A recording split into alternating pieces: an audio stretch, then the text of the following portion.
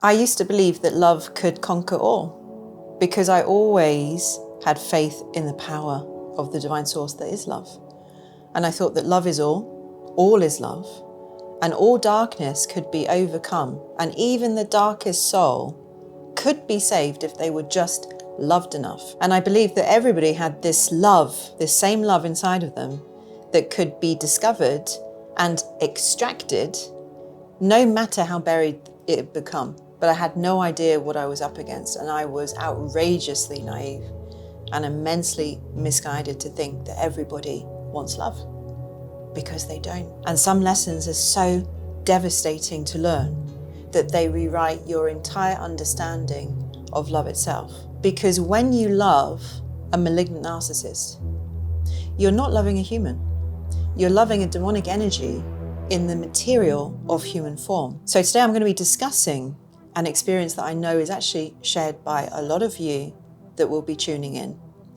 And I'm going to be trying to put into words the deep human agony and personal transformation of loving a demon. Hi everybody, a very warm welcome to my channel, Nelly the Narcissist, or Nelly not the Narcissist. I'm not a narcissist, but my character Nelly that I portray in my comedy skits, she is. And you can learn all about narcissism and narcissistic relationships in those comedy skits that are designed to be both educational and healing for survivors of narcissistic abuse. Thank you to anybody that is watching, everybody that supports me, anybody new out there that's tuning in today. Thank you to everybody. If you resonate with this video, then please do like it, share it, subscribe to the channel if you're not, and drop a comment below. Let me know what your experiences are and what you think to everything that I'm going to be sharing today. There are some experiences in life that tear open our understanding of love, evil, and the human soul. And to discuss a malignant narcissist, we have to delve into the spiritual realms. Because without a spiritual lens, this simply cannot be understood. Because you would have had the most unpleasantly insane and soul-shocking, painful awakenings. It would have been literally the awakening of your life. And it hits us extremely hard because it puts us directly in a fight for our survival. And I do need to talk about this on my channel because there are other channels on YouTube that make narcissism too light or too clinical. And they give like a character overview, but they neglect to inform you about the actual real life human experience and spiritual experience of how it is when your life and your soul makes close contact to one of these people. Now, you would have been sold a one-way ticket to the dark side and then found yourself in a prison in hell that you weren't actually able to escape from. And it's really serious. And some relationships are not lessons in romance, but they are awakenings. And they're encounters that push us to confront evil wearing a human facade. And I'm saying this and I'm making this for anybody that is even stuck in a loop where they're trying to figure things out, they're looking for answers, they don't understand fully and completely. You may be stuck in this cycle, this destructive cycle of your own, where you see the mask, you love the mask, it's the good parts, you see the vulnerability perhaps, you have the compassion and the empathy for this individual, and yet there's the flip side where you see all of the wickedness, where you experience evil. We really don't have to have a full spiritual understanding of the level of evil that we touch because the universe is very vast. There are many things that are way beyond our human comprehension, but we do need a spiritual acceptance that we may not have all of the answers, but we can focus on what we do know. What do we actually know about malignant narcissists? I can say they're extremely dark, they're disturbed, and they have a menacing character, and they put on a human garb to appeal to our human compassion and trick us into staying with them or helping them. But if we stick with the facts, they aren't like us, they have wicked intent, and they are not desirous of changing anything, but of continuing to be exactly who and what they are. These are the only facts that we actually need to know to make an informed decision to continue with them in our lives or not. When a narcissist is losing power and control, they are experts at manipulation through guilt and emotional blackmail, triggering your empathy and asking for your help and rescue. But it's never genuine. And if you've seen the darkness in someone and you've seen their ongoing commitment to wickedness, and you know that being around them is very destructive to all that you are, and have not seen any change or attempts of change or even wish, then what makes you think that continuing with them is going to make a difference? I know a lot of people that stay for decades hoping that change could one day be possible. With all of the investment that they have personally made, they're highly reluctant to walk away because it feels like a loss, it feels like failure. But it's not their failure, actually. It shows how loyal and committed and loving they were. The only problem was they didn't know sooner the level of wickedness that they were dealing with and how that wickedness actually operates. We have to get out of societal programming that is really drilled into us in many world cultures from day one, that everybody deserves a chance and there is goodness within every person. Because as I found and as I witnessed in every survivor story, that idea is so deeply embedded within what I will describe as good people that we continue within highly abusive situations, waiting for change and having hope that we saw something good in the narcissist and we know that they could be helped and life could be improved. We hold on to this hope that love can conquer all. And it actually makes us stay for longer in these abusive situations and try harder where unfortunately there is no hope. And oftentimes the more spiritual or empathetic a person is, the more they really take the love conquers all attitude to their heart. And I know this because I was a person like that. And I was very persistent and resistant to the abuse that I was receiving because I thought that the situation required from me to dig deeper and find and pull out more love. So the more abuse I got, the more I tried to counter it by throwing more love and more loyalty and more understanding at it. And it was almost like, let me prove to you what love really is. But the truth was, I was seeing what I wanted to see.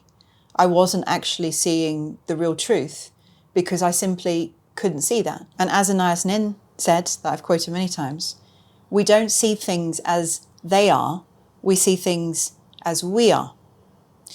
And when the malignant narcissist looks at the world, they also see it through their own lens. They see the very worst and they look at how they can exploit the best. They can't feel gratitude. They cannot feel love. They don't feel connected to life. They really don't. They really also don't want to be any different. They view life as a place where they take as much as they can get for free through lies, deceit, and trickery. They're not looking to give anything back, only to rob from others whatever it is that they see as valuable. And they really don't care that you're loving them or you're doing anything nice for them. It all goes unappreciated. There's no gratitude. And that is just who they are. I gained a tremendous amount of wisdom and also maturity from my experience that I had. I learned that sometimes people are just the way that they are. And they're not going to change, ever. And no amount of your energy is going to fix their problems or make even the smallest impression on them. You could literally give your life and it wouldn't even touch them. That's actually how meaningless other people's lives are to them. So loving a demon, it means that you can give and give and give and give until you're blue in the face. Nothing's ever going to change. Nothing's ever going to be enough. Even if you give it all, it's not going to leave a mark on their skin. And in return, they're just going to give you hell. Remember, they don't want love. They don't like love. Love is the enemy. And when you try to show love and give love, they're going to take it as an opportunity to destroy you. So don't give them that opportunity. Why would you allow it? At some point, you realize how little respect you've been showing to yourself. And not just yourself, but your God-given energy, your soul, your spirit, your essence. Because God, the divine source, wouldn't want you wasting your life or sacrificing yourself for a demon. The divine never asked for that. These malignant narcissists have one thing on their agenda, and that is the destruction of life and anything that is good and positive. And sometimes these situations, they come along to be our greatest teachers, to break so many patterns and to wake us up. But when we refuse to walk away, it becomes our own destruction. And you can't lift a demon into the light. That's not even your job.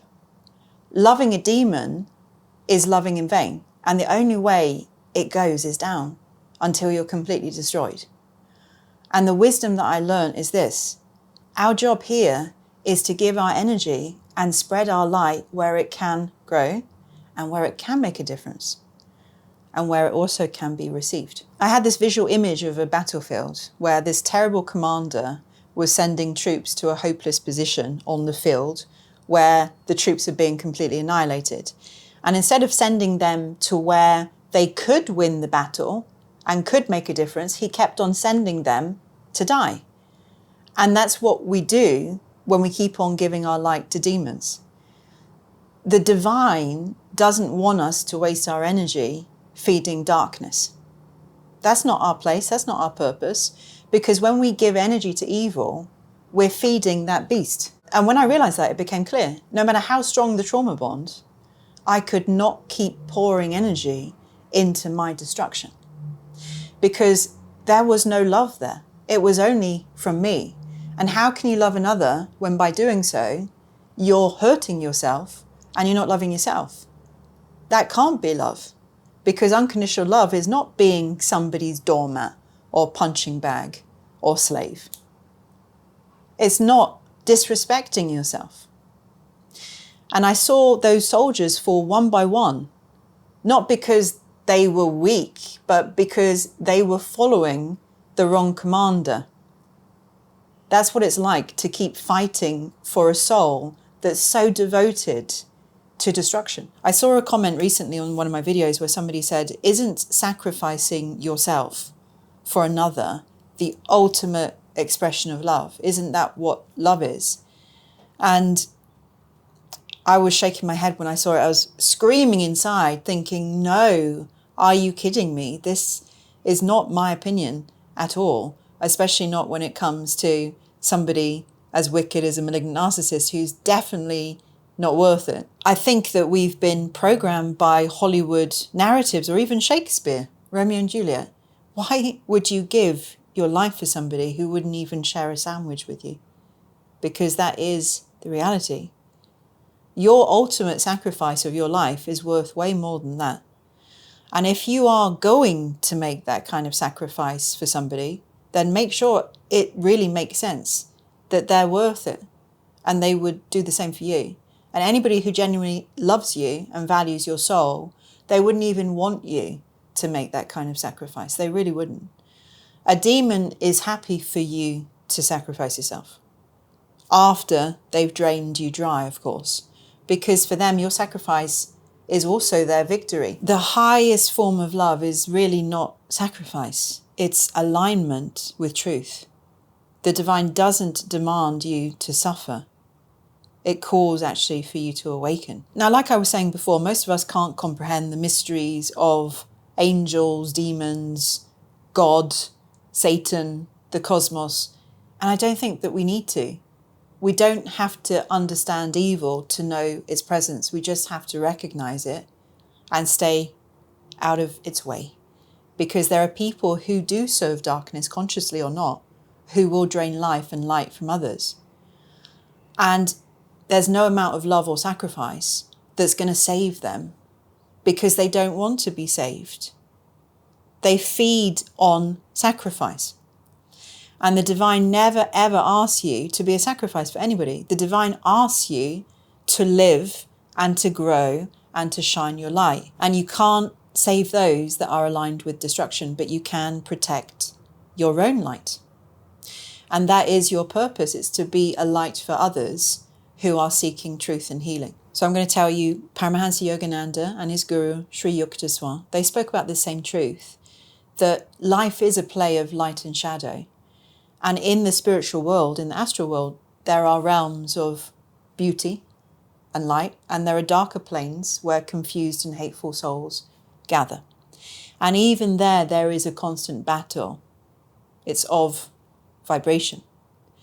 And Satan and his group of demons are real. They're not monsters, but they are forces that pull us into delusion. And Yogananda spoke about this as a cosmic tug of war for every single soul, where God and the angels are pulling us towards truth, but darkness is pulling us towards fear and separation. And yet, he said something really profound, that no soul, not even a demon, is lost forever. Every being does carry a spark of the divine, and one day every soul must turn back to the light. It's one thing to speak about angels and demons on a cosmic level, but then it's a very different experience when the real test is when the battle walks into your life wearing a human facade. Because evil rarely, in fact, it never announces itself. It comes smiling, It comes as love. It comes as an angel of light. And it says, I love you. I need you. You're the only one who understands me. And for those of us who are empathetic, that's all that it takes to continue going. We want to heal. We want to love. We want to love them back to the light. We want to put them together, but you can't love a demon into becoming an angel. To them, love is not nourishment, it's narcissistic fuel. And they take it and they twist it and they drain it and they use it to sustain their illusion. You're just pouring light into a black hole. Nothing's going to ever come back. And that's the heartbreak. That is the heartbreak of loving a demon. You think you're not loving hard enough. You think you need more patience, more hope, more sacrifice, and that will work. But you're not in a love story. You're in a spiritual battle for survival. You're in a feeding ground. And the longer that you stay, the dimmer your light is going to get. As I learned, not everybody wants healing. Some people thrive in darkness and are content to stay there. Until that soul actually chooses light, there's nothing that we can do. There's nothing we can do. And no amount of love or sacrifice is going to help. And that realization, I know, can feel devastating, but it's also your liberation. Because the moment that you see it clearly, you understand that walking away isn't cruelty. It's sacred protection. And it's saying to the divine, I choose to honor the light within me. I choose to love myself. And that is what ends that battle. The agony of loving a demon is not their pain. It's never their pain. It's yours, because they don't care. They don't feel agony. They don't feel your pain. The agony is yours because love isn't the answer for them. And that's a really hard truth. But it's not your failure. This is you waking up. You were trying to be the bridge between darkness and light. But unless somebody actually chooses to cross that bridge, there's no way that you're going to pull them over. That's not your role. Everyone has free will and choice, even those who choose the darkness. And eventually, like Yogananda said, at some point all souls will return to the light. But until then, your sacred task is to protect your own flame and give your love where it can grow and make a difference. The agony of loving a demon is the breaking of this illusion. And it's the birth of clarity, because love was never meant to be a prison. I think the final takeaway that was really processed by myself that I want to share with you is that I learned that real true love cannot exist if you're not loving and respecting yourself. So there's no real love without personal boundaries.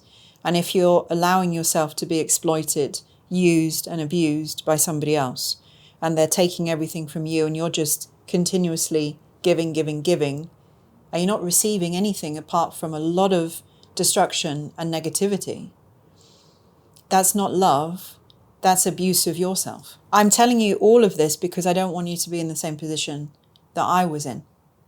Because we all have a time for awakening. We all have choices and free will. And we can't force somebody towards love or light before they're ready and they want to embrace that for themselves. There's nothing that we can do. This isn't a person that is possessed, that has no choice in the matter. This is somebody that is collaborating with darkness. They may even be the darkness themselves, however you want to look at it. They don't want love. They really hate love. And any amount of love that you give to them, they view as your weakness. As not only your weakness, they hate you so much for everything that you are and everything that you give, that they will revel in your destruction. So please don't allow them to do it, because you won't save them, but you will lose yourself. So I hope this video has been helpful. Please share it with anybody that you think really needs to hear this message. For now, thank you so much for watching. Take care, sending love. I'll see you all again next week.